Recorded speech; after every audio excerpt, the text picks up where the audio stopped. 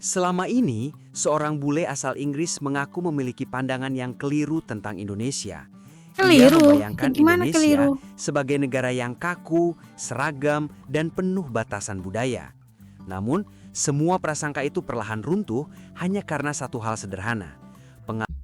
Dan kebanyakan kalau kita lihat, para turis yang datang ke Indonesia, pada awalnya mereka tuh mempunyai satu pandangan atau stigma yang ada di pikiran mereka tentang Indonesia itu sendiri.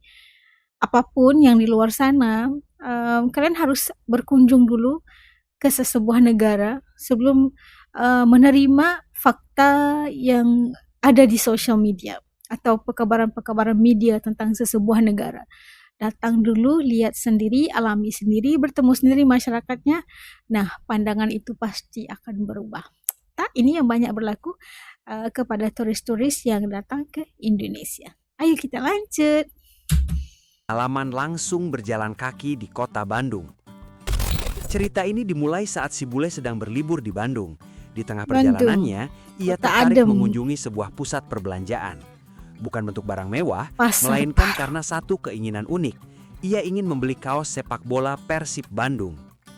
Dengan logat Inggrisnya, ia bertanya Persib kepada Bandung. orang-orang di sekitar, "Hey bro, di mana saya bisa beli kaos bola Bandung di sini?" Brother, apa kabar? I'm looking for Bandung soccer. Bandung Soccer. Ah, Ini ada di atas.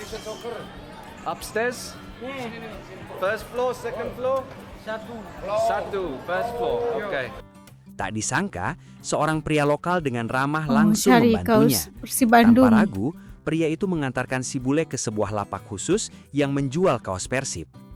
Hari itu, si bule memang berniat tampil ala orang Bandung.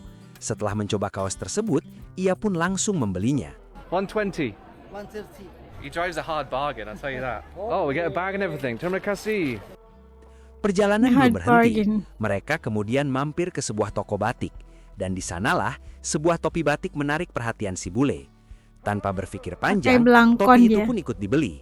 Kini dengan kaos Persib dan topi batik, penampilannya benar-benar menyatu dengan warga lokal. Definitely going to attract attention on the street. Dressed like this, I'll tell you that. Not sure there's many people going around wearing a batik hat with their Bandung Persib jersey. Pastilah. Saat Orang ingin ke toilet, si bule lihat-lihat kembali dibantu pria yang sama. Seusai dari sana, ia memberikan sedikit uang sebagai tanda terima kasih atas keramahan dan kesediaan pria itu menemaninya berkeliling. Sejak saat itu, rasa percaya dirinya meningkat. Ia merasa bukan lagi turis asing, melainkan bagian dari kota ini. Berjalan kaki lebih jauh, si bule mulai benar-benar merasakan keramahan Bandung. Senyum, sapaan, dan sikap santai orang-orang membuatnya nyaman. Hingga akhirnya, sebuah gerobak sederhana menarik perhatiannya. Gerobak cendol. Cendol. Penasaran, Duh, ia pun memesan anget satu minum gelas. cendol. Setelah Enak ya? menyeruputnya, wajahnya langsung berubah kagum. Wah, baru kali ini saya coba minuman seperti ini.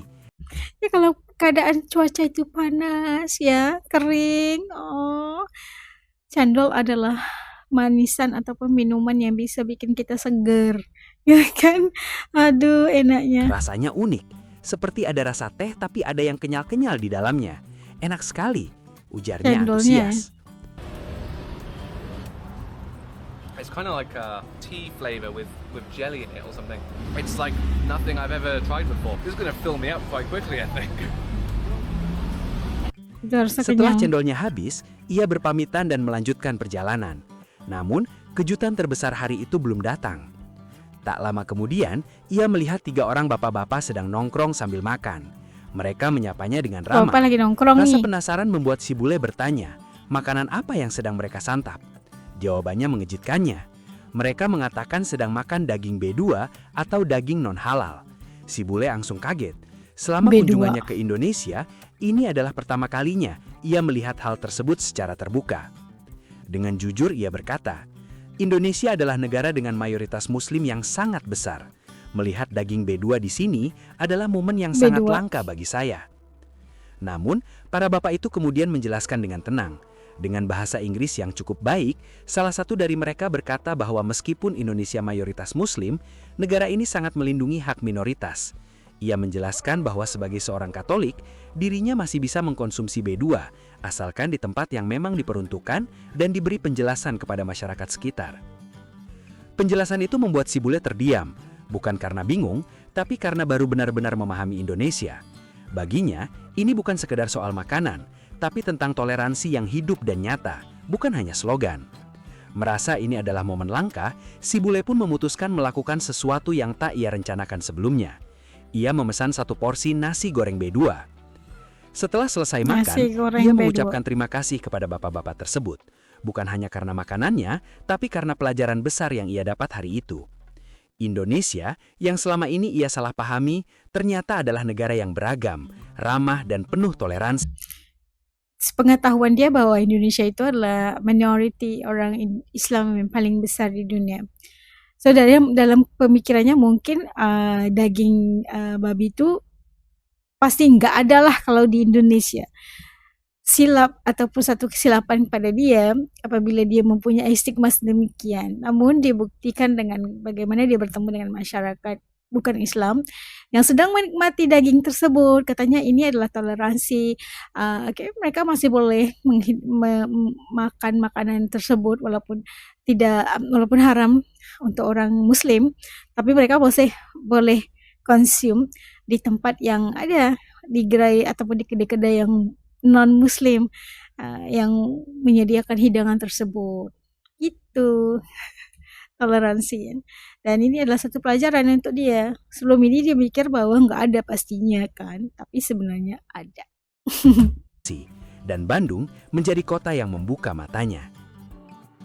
Nah, ini seorang bule asal daripada Inggris ini yang datang ke Indonesia, ke Bandung, spesifiknya di Bandung, jalan-jalan di Bandung, bertemu dengan masyarakat di Bandung, pakai baju Persib, pakai belangkon gitu kan, untuk merasakan bahwa dia itu blend dengan masyarakat di Indonesia. Dan banyak perkara yang di explore, bagaimana masyarakat Indonesia itu senang membantu orang yang mungkin dalam kesulitan, khususnya dia ini yang baru pertama kali datang, yang mau mencari kaos Persib, dibawakan oleh akang tadi untuk pergi dan cari gitu kan. Bagaimana dia pertama kali baru tahu, misalnya kalau di Indonesia ada yang jualan daging babi gitu kan, daging kizir gitu kan, walaupun majority adalah masyarakat ataupun rakyat Indonesia adalah beragama Islam, tapi masih bisa lagi konsumsi. Kalau orang non-Muslim itu masih boleh makan ataupun jualan bakso babi atau apa aja, tapi harus dinyatakan itu agar orang-orang Muslim itu tidak tersalah beli ya. Jangan bilang itu bakso aja, harus tulis mungkin kalau jualannya bakso babi terus bakso babi kalau gitu kan. Karena ada keterangannya agar tidak harus jujur lah ya pedagang-pedagangnya, agar tidak tersalah oleh orang-orang Muslim termakan daging tersebut ya kan. Itu haram untuk orang-orang Islam, pastinya itu adalah sesuatu yang yang dikagumi lah bule asal Inggris ini gitu kan. Oke, kalau menurut teman-teman kayak gimana? Benar nggak kalau di Indonesia itu ada jualan-jualan itu harus dinyatakan apa jenisnya gitu kan, agar jujur kepada semua dalam perniagaan gitulah, dalam perusahaan. Oke, tutup komen di bawah supaya juga bisa tahu realitanya gimana kalau di Indonesia. Oke, ketemu lagi di lain video. Assalamualaikum, jaga diri. Dadah.